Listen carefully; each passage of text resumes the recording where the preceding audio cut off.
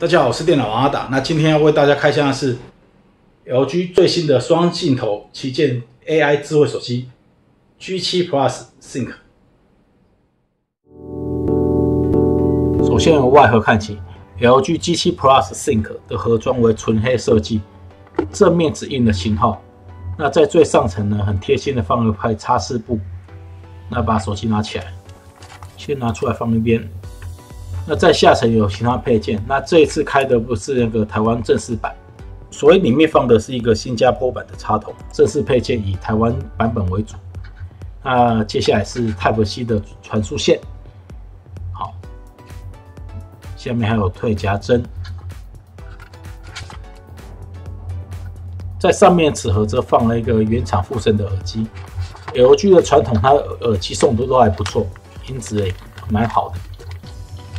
好，接下来我们拿出来看一看，附赠的耳机质感不错，而且还采用了编织线的材质，不易打结。那它在单体的设计上，则使用入耳式设计，具备人体工学的斜角设计，佩戴起来其实蛮舒服的。其他还有替换用的耳塞配件等等。LG G7 Sync 所有配件大概就这样子，算是蛮标准的基本配置。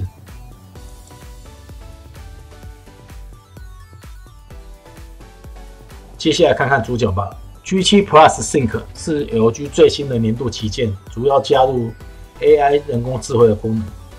好，我们把手机先抽出来，它的尺寸其实蛮小巧的，重量只有162公克。那在萤幕正面呢，使用了现在流行的刘海屏，那是 6.1 寸的 QHD Plus 解析度，那比例是 19.5:9。萤幕上方配置了一颗800万画素的镜头。那这次采用超光亮萤幕，可以让面板更亮，亮度最高可以到1000 nits。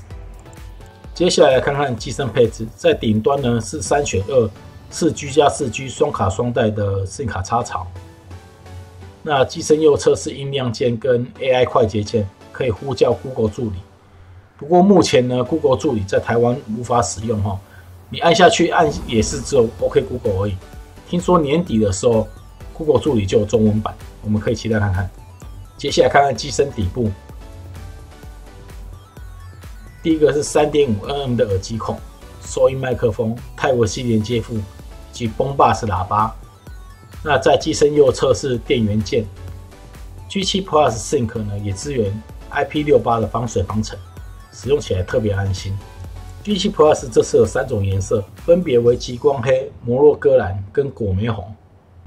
镜头部分，上方为超广角镜头，那下面呢是主镜头，旁边是补光灯跟雷射对焦。那这次的指纹感应呢是不可按压式的。以我手上这支极光黑为例，大家可以看到它在光线的折射下，呈现出各种不同的光影变化，非常漂亮。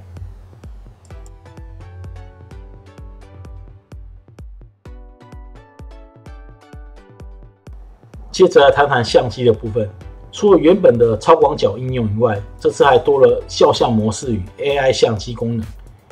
你只要启动 AI 相机，它就会依照情境去判断，在画面右下角会有提示，好像这个就是人像模式，总共有19种情境。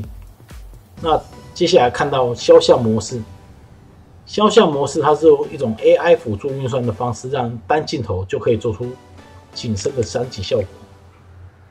像这个主镜头，那这前置镜头，大家可以看到它散景效果非常自然。同时，系统也提供了多种拍摄模式以及色彩滤镜，其中的 Cine Video 可以拍摄 LG 的 Cine Log 影片，后置范围很广。